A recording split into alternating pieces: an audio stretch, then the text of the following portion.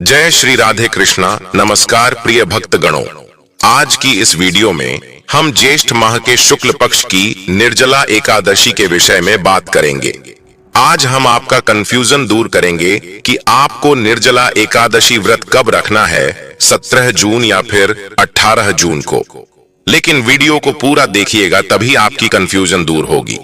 तो आज की वीडियो में हम जानेंगे निर्जला एकादशी के सभी शुभ मुहूर्त, पारण समय, पूजा विधि, नियम के बारे में, और आपके मन जो भी प्रश्न है कि इस व्रत में पानी कब और कैसे पीना चाहिए, निर्जल नहीं रह सकते तो व्रत कैसे करें, दान किन चीजों का करना चाहिए, एकादशी या द्वादशी किस दिन दान करना श्रेष्ठ होगा, और दान के लिए जितनी भी चीजें हम बता रहे हैं, अगर हम सब चीजों का दान करने में समर्थ नहीं है तो क्या हम व्रत का फल प्राप्त नहीं होगा।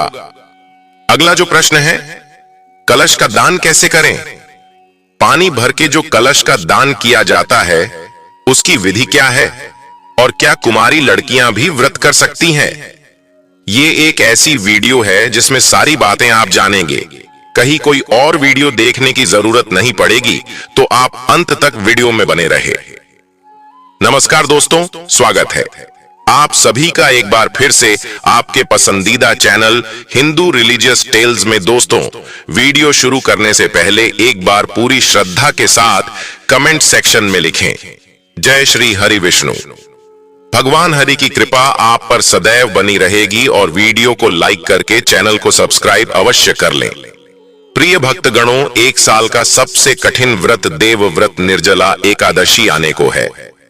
बहुत ही विष्णु प्रिय तिथि है, कहा जाता है निर्जला एकादशी, जो कि ज्येष्ठ मास के शुक्ल पक्ष में आती है। उस एकादशी को निर्जला एकादशी कहा जाता है। जो भी मनुष्य निर्जल रहकर इस उपवास को करता है उसे साल के सभी 24 एकादशी व्रत के समान संपूर्ण फल की प्राप्ति मिलती है। उसके पापों का शमन होता है। शास्त्र कहते हैं कि मात्र निर्जला एकादशी का व्रत करने से ही समस्त एकादशी के व्रत का फल प्राप्त हो जाता है। मतलब अगर आप किसी भी कारणवश पूरे साल की एकादशी नहीं रख पाते हैं तो मात्र आप निर्जला एकादशी का व्रत अगर विधि विधान से रखें तो आपको समस्त एकादशी के व्रत का जो पुण्य फल प्राप्त हो जाता है। साल में 24 एकादशी आती है, और जब अधिक मास लगता है तो एकादशी के व्रत की संख्या 26 हो जाती है। इन सभी व्रत का फल हमें सिर्फ निर्जला एकादशी के व्रत से प्राप्त हो जाता है, क्योंकि यह व्रत बहुत ही कठोर होता है। निर्जला एकादशी ज्येष्ठ मास में आती है, और ज्येष्ठ मास में तपती गर्मी, इस गर्मी में निर्जल रहकर व्रत करना होता है। मतलब एक भी बूंद जल की ग्रहण नहीं करनी है। निर्जला एकादशी के व्रत में नियम यही कहता है।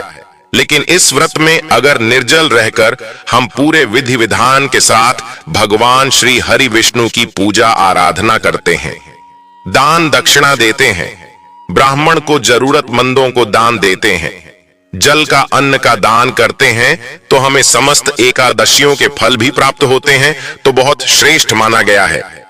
इस व्रत को देव व्रत भी कहा जाता है, क्योंकि सभी देवता हो, दानव हो, नाग हो, गंधर्व हो, किन्नर हो, नवग्रह हो, सभी अपनी रक्षा और विष्णु भगवान की कृपा पाने के लिए इस एकादशी का व्रत करते हैं। महर्षि वेद व्यास जी के अनुसार इस एकादशी को प्रथम पांडव पुत्र भीम ने किया था, और इसी वजह से इसे भीमसेनी एकादशी भी कहते हैं। और महर्षि वेद व्यास जी ने ही पांडवों को निर्जला एकादशी व्रत का संकल्प करवाया था। इस एकादशी को भीम एकादशी व पांडव एकादशी कहीं जाने के पीछे एक पौराणिक छोटा सा वृतांत आपको बताता हूँ। जब व्यास जी ने भीमसेन से कहा कि यदि आप नरक को दूषित समझते हैं और स्वर्ग लोक की प्राप्ति को आप जरूरी समझते हैं, तो दोनों पक्षों की एकादशियों के दिन भोजन नहीं करना चाहिए। तभी भीमसेन बोले कि मैं एक बार भी भोजन किए बिना मैं नहीं रह सकता। फिर उपवास कैसे करूं? मैं पूरे वर्ष भर में केवल एक ही उपवास कर सकता हूं, जिससे स्वर्ग की प्राप्ति हो तथा जिसको करने से मैं कल्याण का भागी बन सकूं। ऐसा कोई एक व्रत निश्चय करके बताइए, मैं उसका यथोचित रूप से पालन करूंगा। तब महर्षि वेद व्यास बोले, महाबली भीम, तुम पूरे वर्ष में आने वाली एकादशी व्रत ना रखकर सिर्फ जेठ माह के शुक्ल पक्ष की एकादशी को निर्जला व्रत रखो। तुम्हें सभी एकादशी का फल मिलेगा और इस एक दिन निर्जल व्रत करने से मनुष्य पापों से मुक्त होता है। मृत्यु के समय भयानक यमदूत दिखाई नहीं देते, बल्कि भगवान श्री हरि के दूत स्वर्ग से आकर उन्हें पुष्कर विमान पर बैठाकर स्वर्ग लेकर जाते हैं। भीमसेन ने इस व्रत को रखने को तैयार हुए और व्रत को रखा। इस व्रत को पूर्ण किया और स्वर्ग लोक की प्राप्ति की। इसी वजह से इस व्रत को पांडव एकादशी और भीमसेनी एकादशी भी कहा जाता है। दोस्तों, सबसे पहले जान लेते हैं निर्जला एकादशी के शुभ मुहूर्त और पारण समय के बारे में। फिर आपके सारे प्रश्नों के जवाब हम आज के वीडियो में देंगे। बहुत ही ज्यादा महत्वपूर्ण वीडियो है, पूरा जरूर देखिएगा। इस बार निर्जला एकादशी की तिथि प्रारंभ होगी 17 जून सोमवार को सुबह 4:44 से। इसके साथ ही तिथि समाप्त होगी 18 जून मंगलवार की सुबह 6:25 पर। और एकादशी व्रत के नियमों के अनुसार इस बार 18 जून मंगलवार को निर्जला एकादशी का व्रत रखा जाएगा। इस दिन सर्वार्थ सिद्धि योग का निर्माण भी हो रहा है। सर्वार्थ सिद्धि योग का समय सुबह 5:24 से 6 बजे तक रहेगा। अब आप सोच रहे होंगे कि जब 17 जून को सूर्योदय से पहले ही एकादशी तिथि लग रही है तो 17 जून को उपवास क्यों नहीं रखा जाएगा? तो देखिए, क्योंकि अगले दिन 18 जून को तो बाद सूर्योदय से लेकर दोपहर तक हरिवासर का समय रहने वाला है और हरिवासर का समय समाप्त होगा 18 जून मंगलवार को दोपहर 12 बजे तक। एकादशी व्रत के नियमों के अनुसार जब तक हरिवासर रहता है तब तक एकादशी का उपवास नहीं खोला जाता।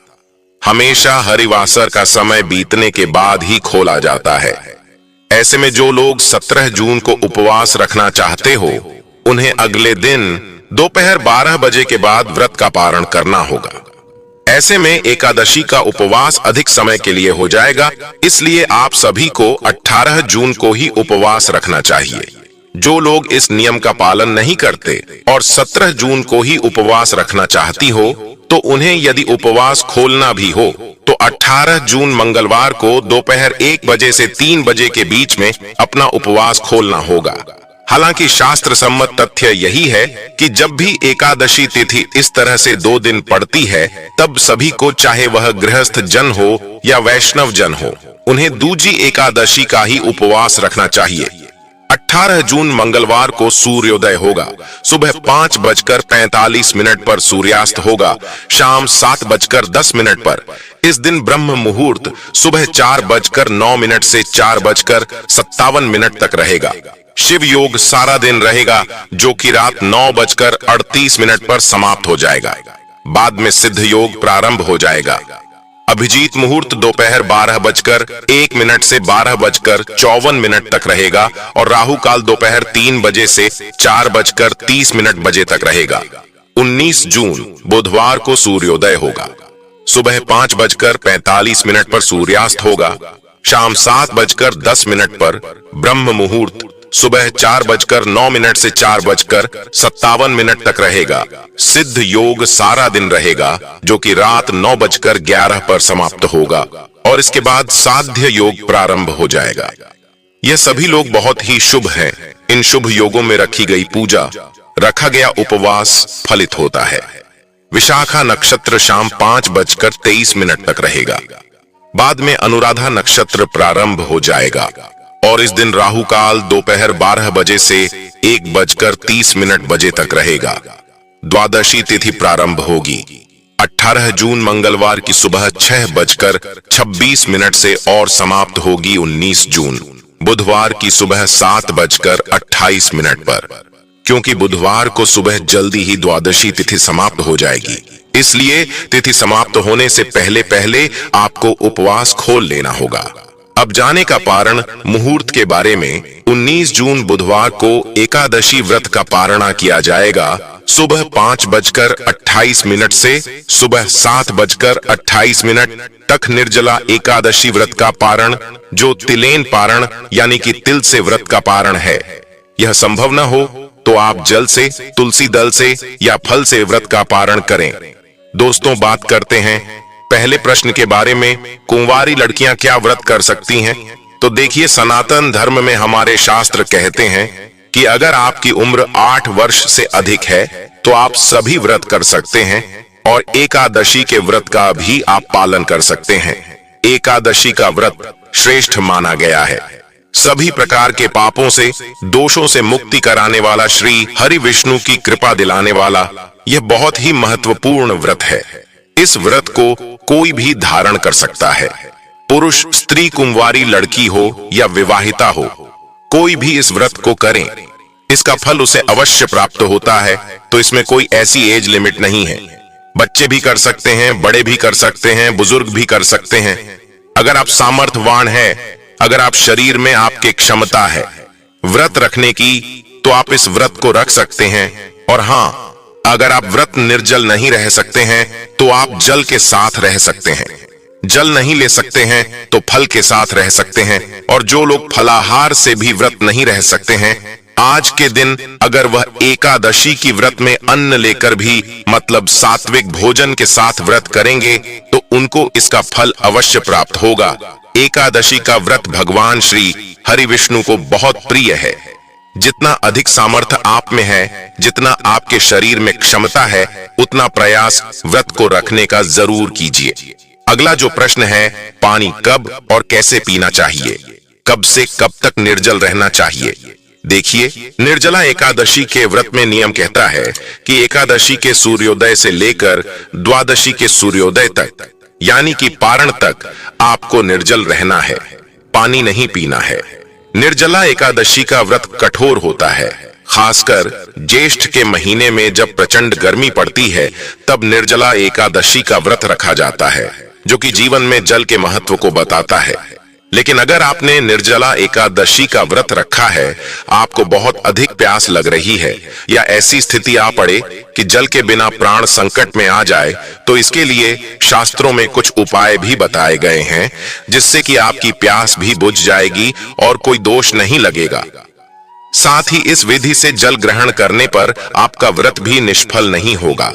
आइए जानते हैं क्या है वो उपाय। निर्जला एकादशी में व्रत के दौरान अगर आपको अधिक प्यास लग रही है, तो आप ओम नमो नारायणाय मंत्र का 12 बार जाप करें। इसके बाद चांदी, पीतल या मिट्टी धातु के पात्र में पानी में गंगा जल मिलाकर भर दें। इसके बाद आप घुटने और हाथों को जमीन पर रखकर पशुवत जल पी सकते हैं। इससे व्रत निष्फल नहीं होता है। इस तरह से जल पीने के बाद आप पुण्य व्रत का पालन करें और अगले दिन यानी द्वादशी तिथि को विधि पूर्वक एकादशी व्रत का पारण करें। निर्जला एकादशी में व्रत के दौरान अगर आपका गला सूख रहा है, तो आप आमचन कर सकते हैं। इसके अलावा आप कुल्ला करके पानी को बाहर निकाल सकते हैं। इससे पानी गले से नीचे नहीं जाएगा और आपका व्रत भी नहीं टूटेगा। अब बात करें निर्जल नहीं रह सकते हैं तो क्या करें। अगर व्रत करना चाहते हैं, हमारे मन में श्रद्धा है कि हम श्री हरि विष्णु का यह व्रत करें, उनकी कृपा हमें भी प्राप्त हो, लेकिन हम निर्जल नहीं रह पाते हैं, तो हमें क्या करना चाहिए अगर आप निर्जल नहीं रह पाते हैं? जैसे कि कुछ समय कुछ ऐसे भी नियम होते हैं, जैसे कि हम प्रातः काल की संकल्प ले लें कि हम आज सूर्योदय से लेकर कल सुबह तक निर्जल ही रहने वाले हैं, तो आपको संकल्प का पालन करना चाहिए और आपको यह नियम पालन करने का पूरा प्रयास करना चाहिए। लेकिन अगर आप व्रत में संकल्प लेते हैं कि हम यथासंभव निर्जल रहने का प्रयास करेंगे, जितनी हमारे शरीर में क्षमता है उतना हम प्रयास करेंगे कि हम निर्जल रह पाए, तो आप प्रयास करें। जितनी समय आप निर्जल अधिक से अधिक रह सकते हैं। मान लीजिए आप दोपहर तक रह सकते हैं निर्जल, तो दोपहर तक रहेंगे। दोपहर में फिर श्री हरि विष्णु से प्रार्थना कर लीजिए। पूजा आराधना करके आप जल ग्रहण कर लीजिए। अगर आप नहीं रह पाते हैं और आप चाहे तो शाम तक रह लीजिए। मतलब अपने शरीर की आखिरी क्षमता तक हमें कोशिश करना चाहिए व्रत को पूरा करने का। तो अगर आप शाम तक रह पाते हैं, देर शाम को फिर आप भगवान श्री हरि विष्णु पूजा आराधना करते हैं, आरती करते हैं। उसके बाद थोड़ा सा जल आचमनी में लेकर ग्रहण कर सकते हैं। दूसरी चीज, अगर आप बिल्कुल भी निर्जल नहीं रह पाते हैं, तो आप जल के साथ भी इस व्रत को रख सकते हैं। ऐसे में आपको चाहिए कि आप जल आहार करें, मतलब आपको फल नहीं लेना है, कोई चीज ऐसे दांतों से चबाकर नहीं खानी है। आप जल के साथ या फिर आप चाय ले लीजिए, जूस वगैरह लेकर इस व्रत को कर लीजिए। अगर आप बिल्कुल भी निर्जल नहीं रह पाते हैं, शारीरिक रूप से अस्वस्थ है, तो आप इस तरह से भी व्रत का पालन कर सकते हैं। आप सिर्फ जूस चाय द्वारा, जल द्वारा इस व्रत को कर लीजिए, मतलब जलाहार के द्वारा। अगला जो नियम है कि अगर आप जल से भी सक्षम नहीं है, आपको कुछ न कुछ खाना जरूरी है, आप शारीरिक रूप से स्वस्थ नहीं है, तो आप फलाहार के द्वारा भी इस व्रत को कर सकते हैं। फल के अलावा अगर आप बुजुर्ग हैं, आप चाहते हैं व्रत का फल आपको मिले, कुछ तो मिले, जितना भी हम करेंगे कम से कम भगवान श्री हरि विष्णु की कृपा कुछ तो हमें प्राप्त हो, तो ऐसे में आपको चाहिए कि आप एक समय अन्न ले लीजिए, या फिर आप भी जो फलाहारी भोजन होते हैं आप उसे ग्रहण करके भी व्रत के नियम का पालन कर सकते हैं। मतलब आप जितना भी आप प्रयास करें कि आज का दिन आपका व्यर्थ न जाए। निर्जला एकादशी है, साल की सबसे बड़ी एकादशी है, तो आप अधिक से अधिक अपनी शारीरिक क्षमता के अनुसार भगवान श्री हरि विष्णु की कृपा प्राप्त कर सके, तो आप व्रत के जो भोजन होते हैं, फलाहारी भोजन जो होते हैं, आप उसे लेकर के भी व्रत कर सकते हैं। सेंधा नमक ले सकते हैं, और आप जैसे के व्रत फूड जो होते हैं, कुत्तू का आटा, सिंघाड़े का आटा, इसके द्वारा भी व्रत कर सकते हैं। अगर आप इससे भी सक्षम नहीं हैं, तो मैं आपको कहूंगा कि आप अन्न लीजिए, सात्विक भोजन लीजिए। सात्विक भोजन का मतलब लहसुन प्याज का त्याग कर दीजिए, इससे भी आपको एकादशी का पुण्य फल प्राप्त होगा। व्रत की कथा सुनिए और आज भगवान की पूजा आराधना कीजिए, उनके मंत्रों का जाप कीजिए। अधिक से अधिक समय भगवान श्री हरि विष्णु के चरणों में आप व्यतीत कीजिए, तो आप अगर अन्न लेकर भी इस व्रत को सात्विक विधि से पालन कर लेते हैं, तो भी आपको भगवान श्री हरि विष्णु की कृपा जरूर मिलेगी। वैसे निर्जला एकादशी का नियम है कि हमें पूरी तरह से निर्जल रहकर ही व्रत करना चाहिए। तो अगर आप स्वस्थ हैं, शारीरिक रूप से सक्षम है कि आपने निर्जल रह पाए, तो कोशिश करें कि एकादशी के सूर्योदय से लेकर एकादशी द्वादशी के सूर्योदय तक निर्जल रहे, तभी इस व्रत का संपूर्ण फल हमें प्राप्त होगा। बाकी जो नियम है, जैसे जल आहार, फलाहार या फिर अन्न का आहार ले रहे हैं, तो इसमें यह हो जाएगा कि आपको एकादशी का कुछ फल तो अवश्य प्राप्त होगा।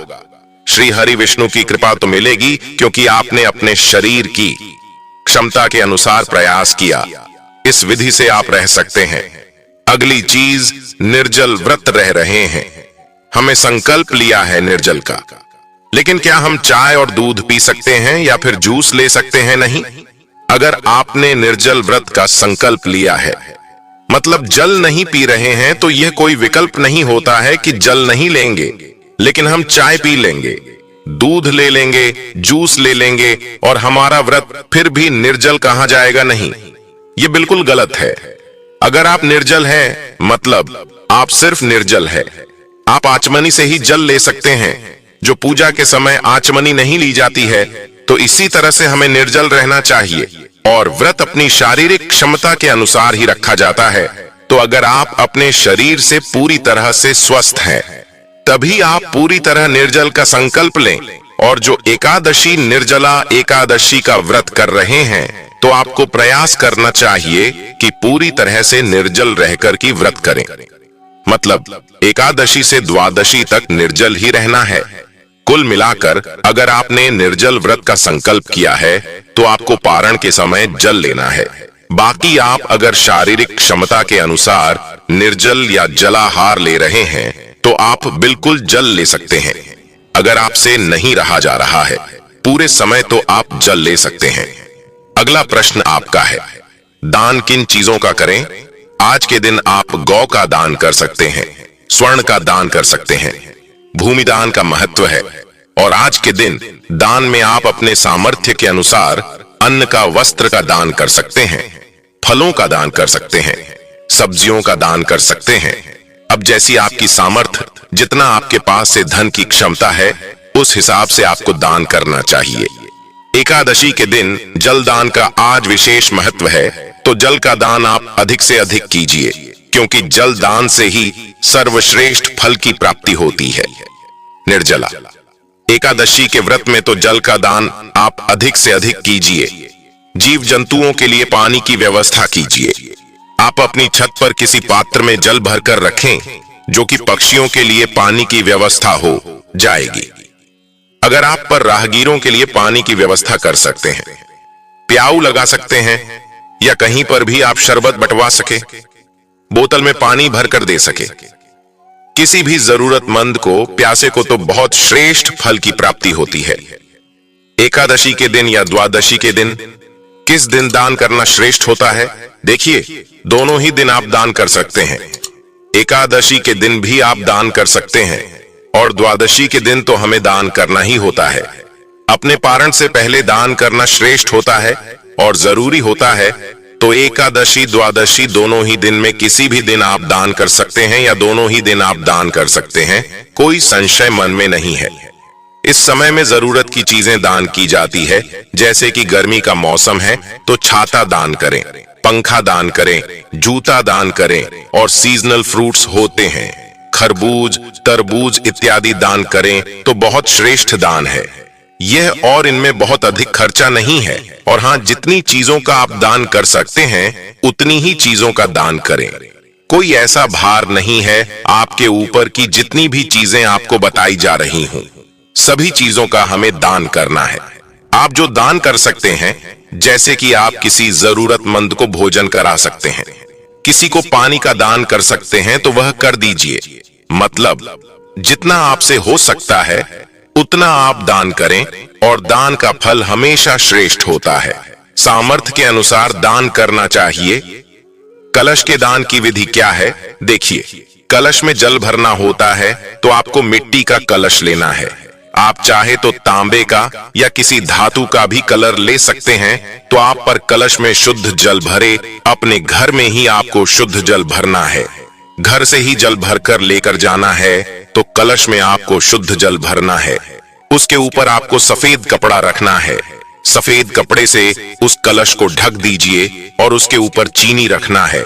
और अगर आप और भी चीजें दान करना चाहते हैं, जैसे फल दान कर सकते हैं, आप इस कलश के साथ या पंखे का दान कर सकते हैं। तो इस तरह से फल, वस्त्र, उस कपड़े के साथ ही आपको कलश भी लेना है, और दक्षिणा के साथ दान करना है। तो कलश में शुद्ध जल भरे, उसके बाद उसे सफेद कपड़े से ढके, उसके ऊपर आपको चीनी रखनी है, और उसके बाद उसके साथ में आप जो भी वस्तु दान करना चाहते हैं, वस्त्र, अन्य और पंखा, जो भी आप दान करना चाहते हैं, साथ में रख लीजिए। दक्षिणा के रूप में कुछ पैसे रख लीजिए, और इसके साथ ही आपको ले जाकर यह किसी ब्राह्मण को दान करना है, या फिर आप किसी मंदिर में भी दान कर सकते हैं। तो कलश दान करने की यही विधि होती है।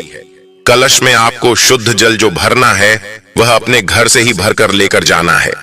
ऐसा नहीं कि आप खाली कलश लेकर जाएं और पंडित जी के घर पर ही आप कलश भरे और वहां से उनको दान कर दे, ऐसा नहीं करना। घर से ही आपको सारी सामग्री तैयार करके लेकर जानी है, और चाहे तो आप पंडित जी को दान कर दीजिए, या फिर आप पर मंदिर में भी दान कर सकते हैं। तो इस विधि से हमें एकादशी के दिन दान करना होता है, और एकादशी का व्रत, निर्जला एकादशी का व्रत सर्वश्रेष्ठ माना गया है। इस व्रत को अगर आप नियम पूर्वक कर पाते हैं, पूरे विधि विधान के साथ, जैसे कि निर्जल रहकर, तब तो सर्वश्रेष्ठ है। नहीं तो जितना भी आप में सामर्थ्य है, जितनी भी आपके शरीर में क्षमता है, फलाहार, जलाहार, या फिर आप व्रत के आहार लेकर इस व्रत को करने का पूरा प्रयास शुरू करिए, ताकि आपको भगवान श्री हरि विष्णु की कृपा जितना भी अधिक से अधिक प्राप्त हो सके, उतना आप प्राप्त करने का प्रयास कीजिए। उम्मीद करता हूं आज की वीडियो में जो आप लोगों के मन में प्रश्न थे, उन प्रश्नों के जवाब जो मैंने दिए, आप संतुष्ट होंगे। वीडियो आपको अच्छी लगी हो तो वीडियो को लाइक कर दीजिए।